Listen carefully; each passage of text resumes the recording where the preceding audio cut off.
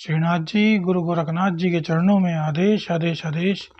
महामाई महाकाली भैरव बाबा भगवान दत्तात्रेय जी नवनाथ 84 सिद्धों के चरणों में आदेश आदेश आदेश। अलख निरंजन हर हर महादेव। सूर्यदेव के चरणों में नमन करते हुए आज के दिन की शुरुआत करेंगे। रविवार का दिन है 5 नवंबर, कार्तिक कृष्ण पक्ष की अष्टमी तिथि आज रहेगी।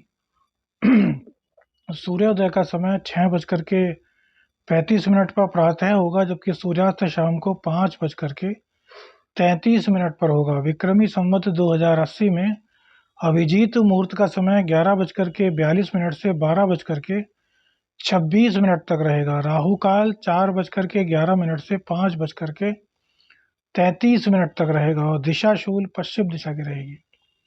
यह राशिफल आपकी नाम राशि के आधार पर है, चंद्र राशि के आधार पर है। यदि आप अपनी चंद्र राशि नहीं जानते तो नाम राशि के आधार पर इस राशिफल को आप देख सकते हैं। लग्न और राशि दोनों से ही राशिफल देखना चाहिए और फिर एक औसत निकालना चाहिए। बात करते हैं कन्या राशि की। कन्या राशि के लग्न में ही केतु और नीच के शुक्र देव विराजमान हैं। सूर्य बुध मंगल सेकंड हाउस में आपके विराजमान रहेंगे। शनिदेव 6th हाउस में, राहु आपके 7th हाउस में, जबकि बृहस्पति 8th हाउस में आपके विराजमान रहेंगे। वहीं चंद्रदेव आपके 11th हाउस में अपने ही घर में विराजमान रहेंगे और शनिदेव के नक्षत्र से इनका गोचर होगा। शनि से चंद्रदेव षष्टम होंगे, तो षडाष्टक चंद्र और शनि का आपस में एक योग का निर्माण भी होगा। तो आइए जानते हैं इन ग्रहों का क्या असर आपकी जिंदगी पर पड़ने वाला है। देखिए, सबसे पहले चंद्रदेव, क्योंकि राशि के मालिक यही हैं, इन्हीं के परिवर्तन से परिवर्तन होता है। राशि आपकी कन्या जरूर है, लेकिन चंद्रदेव के गोचर से ही परिवर्तन होता है सबसे ज्यादा, क्योंकि चंद्रदेव ही सबसे ज्यादा तेज गति से भ्रमण करते हैं। तो चंद्रदेव अपने घर में विराजमान रहेंगे। इसका मतलब यह है कि हर तरीके से आपकी आमदनी संबंधी जो भी दिक्कतें हैं वो दूर होंगी। आमदनी का साथ आपको मिलेगा, आपकी आमदनी लगातार बढ़ती रहेगी। अब देखिए, चंद्रदेव अपने घर में है तो लगातार आमदनी बढ़ती रहेगी, लेकिन इसका एक दूसरा पहलू भी जानिए। अष्टमी तिथि है, कृष्ण पक्ष की अष्टमी से जो शुक्ल पक्ष की अष्टमी होती है, यहाँ तक चंद्रदेव को बल प्राप्त रहता है। तो शनिदेव चंद्रदेव कृष्ण पक्ष की अष्टमी में थोड़ा बल धारण करेंगे, क्योंकि अंधेर चल रहा है। तो क्या कर पाएंगे? नहीं। अमावस्या को क्या होता है, चंद्रदेव पूरी तरीके से आकाश में दिखाई नहीं देते। तो यहाँ पर इनकी घटती हुई परिस्थिति है, अर्थात अमावस्या तक अब आपका मन बेचैन कहीं ना कहीं रहने वाला है। क्यों? उसका कारण है चंद्रदेव का आकाश में कम से कम दिखाई देना। दिन ब दिन ये घटेंगे या बढ़ेंगे, इस बात को आप खुद ही सोच सकते हैं। अमावस्या में चंद्रदेव नहीं दिखाई देते और इसी दिन दीपावली होती है, दीपक जलाए जाते हैं जिससे कि प्रकाश हो, पटाखे फोड़े जाते हैं, श्री राम के आगमन का भव्य उत्सव मनाया जाता है। तो यहाँ पर आपको अपने चंद्रदेव को कंट्रोल करने की बहुत आवश्यकता है, क्योंकि कार्तिक कृष्ण पक्ष है। तो इस महीने में जितने अधिक से अधिक हो सके भगवान शिव की भक्ति कीजिए, शिव तांडव स्तोत्र का पाठ कीजिए, माँ की सेवा कीजिए। इससे क्या होगा कि चंद्रदेव बली होंगे। अब शुक्रदेव आपको आमदनी देने वाले हैं, आपको भाग्य देने वाले हैं, लेकिन उसके लॉर्ड हैं आपकी आमदनी के चंद्रदेव, वो लगातार उनकी शक्ति घट रही है। तो इस शक्ति के घटने के कारण आपकी आमदनी में कहीं ना कहीं कमी होगी। हालांकि शुक्रदेव आपको दिलाएंगे, लेकिन यदि चंद्रदेव को भी आप मजबूत कर लेंगे तो आपकी यही आमदनी बढ़ जाएगी। फेस्टिव सीजन में सबको पैसे की आवश्यकता होती है, क्योंकि बिना पैसे के त्योहार मनाना बड़ा मुश्किल हो जाता है। त्योहार की खुशियाँ लक्ष्मी के साथ ही होती है। लक्ष्मी माता का आपके सिर पर वरद हस्त है तो आपका त्योहार बहुत खुशी से मनेगा। इसमें भी कई चीज़ें होती हैं कि लक्ष्मी माता का साथ है लेकिन परिजनों का साथ नहीं। तो कारक तो बहुत सारे होते हैं, लेकिन एक लमसम कारक देखें तो वो लक्ष्मी माता का सानिध्य आपको बहुत ज़रूरी है। 3-4 वीडियो आपको लगातार लक्ष्मी माता के आगमन पर मिलेंगी कि देवी माता को दीपावली तक किस प्रकार से आमंत्रित किया जाए जिससे कि पूरे वर्ष उनकी कृपा बनी रहे। और दीपावली पर भैया 3 दिन की एक विशेष शावर साधना हम कराएँगे, एक ग्रुप बनेगा। शुल्क के साथ, दक्षिणा के साथ यह साधना होगी। आप जितने लोग इस साधना को करना चाहते हैं, वो लोग जो नंबर आपके स्क्रीन पर आ रहा है, इस स्क्रीन पर आप लोग मैसेज कीजिए।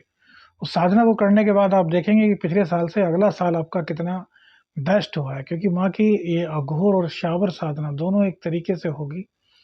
बहुत छोटी साधना है, कोई ये नहीं कि आपको बहुत सारा तामझाम इकट्ठा करना है। शावर मंत्रों में ज़्यादा तामझाम की आवश्यकता नहीं होती। अब चंद्रदेव को मजबूत करने से आपकी आमदनी बढ़ेगी, इसमें कोई दो राय नहीं है। शुक्र देव आपकी आमदनी को, आपके भाग्य को बढ़ा रहे हैं। केतु देव शुक्र के नीचत्व को बहुत ज़्यादा बलि कर रहे हैं, अर्थात शुक्र को बलि कर रहे हैं 5 गुना, और उन पर राहु की दृष्टि है। तो यहाँ पर हम रोज ही बता रहे हैं जब से कि शुक्र देव का नीच राशि में आगमन हुआ है कि भैया अपने करेक्टर पर आप लोगों को ध्यान रखना है। चरित्र का जितना आप ख्याल रखेंगे उतना ज़्यादा माता रानी माँ लक्ष्मी की कृपा आप पर होगी। यह बात सोच समझ लीजिए, क्योंकि भैया प्रत्येक शक्ति आने से पहले ये परखती है कि आप उन चीज़ों को संभाल सकते हैं या नहीं, आप पात्र हैं या नहीं। साधना हो, सिद्धि हो, या फिर शक्तियों का आह्वान क्यों ना हो, वहाँ पर शक्तियों को यह पता रहता है कि आप उस लायक है नहीं। यदि आप लायक हैं तो आपके यहाँ आएंगी। और लायक कब बनेंगे? जब आपका चरित्र निर्माण होगा, चरित्र मजबूत होगा। क्योंकि इस वक्त शुक्रदेव लगन में आकर के दिक्कत करने वाले हैं, दाम्पत्य जीवन और प्रेम जीवन दोनों में भटकाव की स्थिति उत्पन्न करेंगे। स्त्री के सहयोग से आपका भाग्य भी उज्जवल होगा, आपके पास धन संचय भी होगा, आपके खर्चों की अधिकता भी कहीं ना कहीं रहेगी। फेस्टिव सीजन है तो यह कहना तो गलत है कि भैया आपकी रहेगी, सभी राशि वालों की रहेगी। लेकिन इस खर्चों की अधिकता को किस प्रकार से आप मैनेज करते हैं वो काम शुक्रदेव करेंगे। शुक्रदेव आपको पूरा धन देने के लिए इस वक्त तत्पर हैं। आपको अपनी नीयत को सही रखना है, आपको अपने मन में भटकाव नहीं रखना। अब क्या होगा कि जैसे कि आप पार्टनरशिप कर रहे हैं तो पार्टनरशिप में भी आपका मन करेगा कि यार 50-50 क्यों, ये लड़का तो कम मेहनत कर रहा है, इसको 40% क्यों ना दिया जाए, इसको 30% क्यों ना दिया जाए। नहीं भैया, जितना आपका तय हुआ है उतना उसको आंख बंद करके दीजिए, तब माँ लक्ष्मी की कृपा आप पर बनेगी। सुर सुर सुरेश्वरी, ये माँ लक्ष्मी का एक बहुत बड़ा मंत्र है। 3 ही अक्षरों का मंत्र है, आपने कहीं सुना नहीं होगा, देखा नहीं होगा। हाँ, कई मंत्रों में यह मंत्र आया होगा, लेकिन सुर सुर सुरेश्वरी इस मंत्र का एक जाप आप रोजाना करना शुरू कर दीजिए, दीपावली तक कम से कम।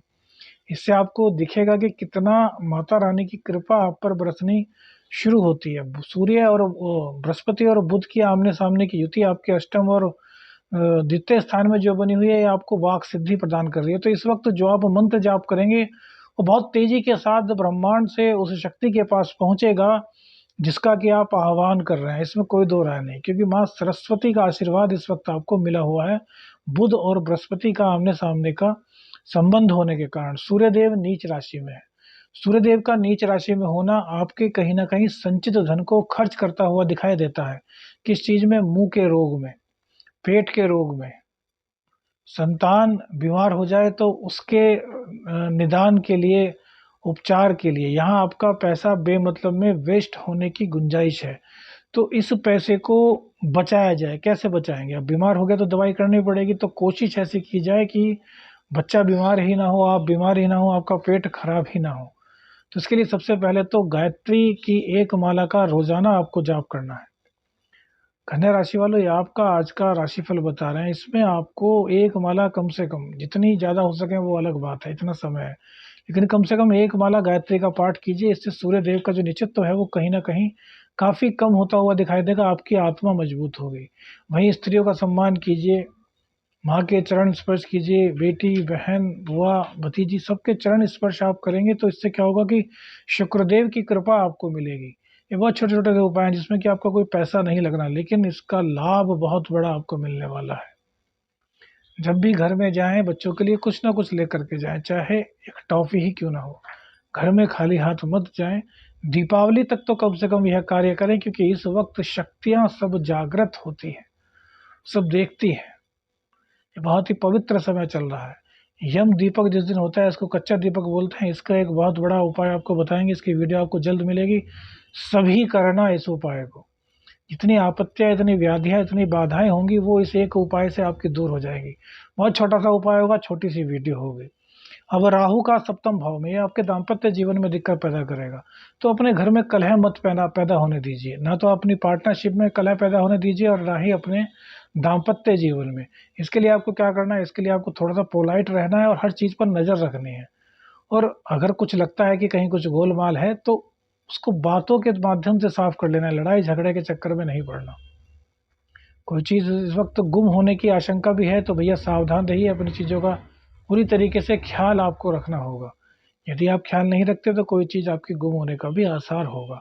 शिव तांडव स्तोत्र का पाठ बिल्कुल कीजिए और शुक्र देव को प्रसन्न करने के लिए जो हमने कहा कम से कम जो स्त्रियाँ चाची, ताई, दादी, बुआ इन सब के चरण स्पर्श रोज़ाना कीजिए।